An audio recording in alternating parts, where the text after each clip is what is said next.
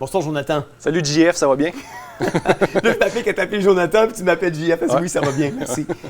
Hey, Jonathan, ça fait comme 2 saisons, je pense, si je n'abuse, que tu es avec nous à Théovox Actualité. Ouais. J'ai dit d'entrée de jeu, aujourd'hui, ce soir, si les gens se demandent pourquoi on a autant d'invités, je pense qu'on a 9 personnes qui vont passer sur le plateau de Théovox Actualité. C'est la raison pour laquelle on a écourté un peu les entrevues avec les gens. Habituellement, on donne 15 minutes, 20 minutes quand on déborde, puis des fois même on déborde au-delà de 20 minutes.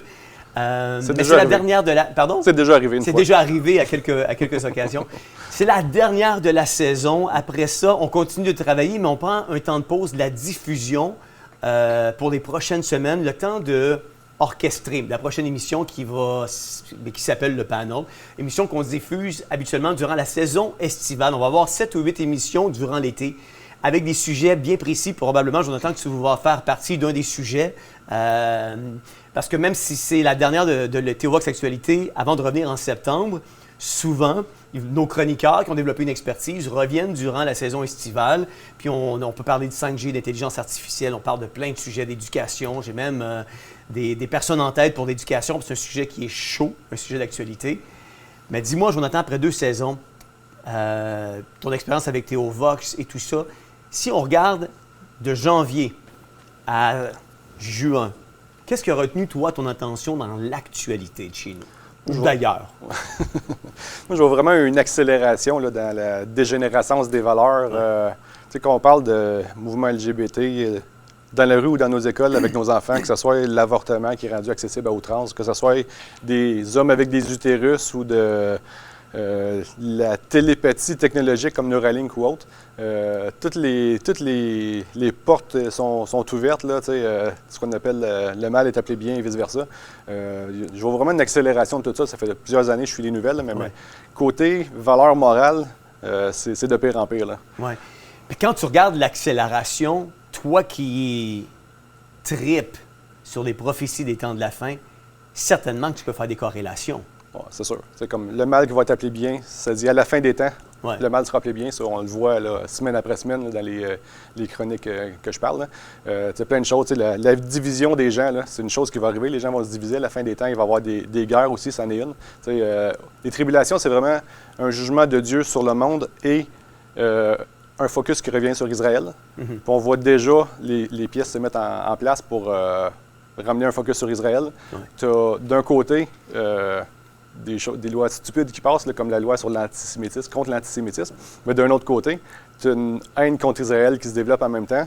Tu as Israël, dans le fond, qui est vraiment un sujet polarisant. Puis on sait qu'avant longtemps, il va y avoir la guerre d'Ézéchiel 38, là, où les pays autour d'Israël, Russie, Turquie et Iran inclus, vont entourer Israël. Et plus personne ne va venir à leur aide. Puis Dieu va se manifester à ce moment-là. On sait aussi que le focus des tribulations, c'est Israël. Puis il y a vraiment actuellement dans nos actualités un focus qui revient sur Israël. Absolument. C'est l'horloge de Dieu. Puis fait une progression de tension, de guerre autour d'Israël, plus une haine envers Israël. Tout à fait. Jonathan, vous avez, Cindy et toi, de jeunes enfants qui vont à l'école. Comment qu'on gère comme parents? Parce qu'on a reçu Jean-Léon Lafitte ici, qui s'est levé et qui a organisé une manifestation à Montréal, sur la rue McGill, justement contre ce cours-là d'éthique et citoyenneté québécoise, dans lequel on va enseigner ce cours d'éducation à la sexualité, où on va pousser la dysphorie du genre.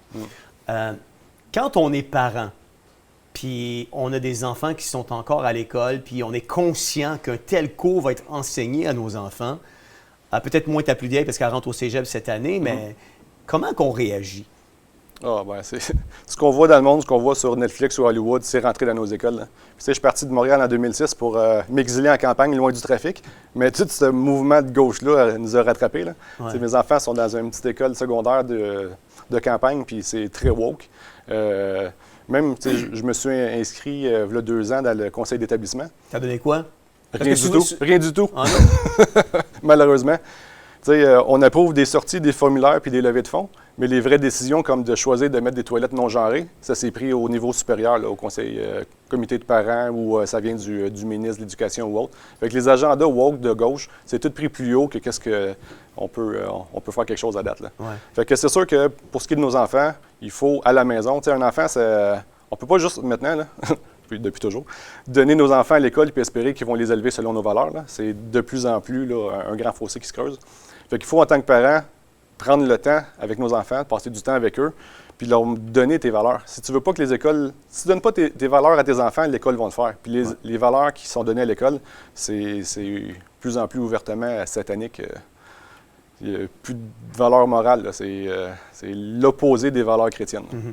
Qu'est-ce que tu retiens de ton passage à Théovox en 2024? C'était une belle expérience.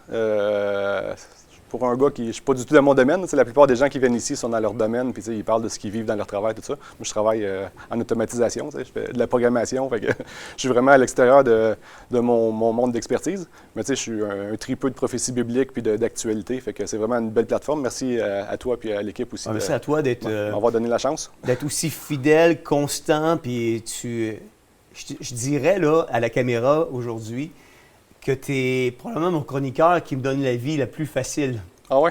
Parce que tu es celui qui ficelle tes chroniques toi-même, qui trouve tes liens, puis tout ça. Et moi, je me repose quand je t'ai en entrevue, parce que je fais juste à suivre ton plan de match, puis te poser les questions que tu m'as demandé de te poser en jaune. Les gens ne savent pas, mais je le dévoile aujourd'hui. Parce que Jonathan bâtit ses chroniques de From A to Z, là, de A à Z, du début à la fin. Et j'apprécie ça. Ça me donne... c'est toujours comme... On reçoit habituellement comme 4-5 chroniqueurs à chaque semaine. Mm-hmm. Mais quand j'ai toi, je me dis, OK, moins un. J'en ai un que je n'ai pas à préparer cette semaine. Je me concentre sur les 4 autres pour ficeler la chronique, les questions et tout ça. Fait que ça me donne un break. Fait que je veux te remercier parce que tu viens avec professionnalisme à chaque semaine. Tu es dévoué, tu es consciencieux. Tu travailles fort pour faire tes chroniques. Puis ça, c'est vraiment apprécié. Puis je pense que ça transparaît l'écran. Les gens pourront faire des thumbs up, envoyer des mots d'encouragement. Je pense que les gens apprécient vraiment qui tu es puis ce que tu produis comme matériel. Puis je tiens à te dire merci. Bien, merci à toi pour la chance. On peut encore compter sur toi pour septembre, le retour, puis sur peut-être un des panneaux de la période estivale. Parfait. Bien, merci avec beaucoup plaisir d'avoir été avec nous ce soir. Merci. Oui, on apprécie ça parce que c'est vrai, c'est important d'arriver. Quand on fait de la télévision, on veut bien véhiculer le message qu'on a à vous communiquer. Puis Jonathan le fait extrêmement bien. Chaque fois qu'il vient à l'émission de Théovox Actualité, il vient de manière préparée, vraiment afin de vous livrer une chronique d'actualité à l'échelle internationale, vraiment bien ficelée, dans laquelle il met même des références en lien avec les prophéties des temps de la fin. Vous savez, Jean-Pierre l'a dit la semaine dernière, Jean-Pierre Desmarais, la Bible, c'est comme le journal. Si vous lisez la Bible de façon quotidienne, vous allez être en mesure de voir ce qui se passe aujourd'hui dans notre société, dans notre monde, a déjà été prédit plusieurs années auparavant à travers la parole de Dieu. Et c'est un outil extraordinaire. Si vous n'avez pas de Bible, je vous encourage à écrire à info@theovox.tv. Demandez-la et ça va nous faire plaisir de vous livrer une Bible gratuitement à votre domicile.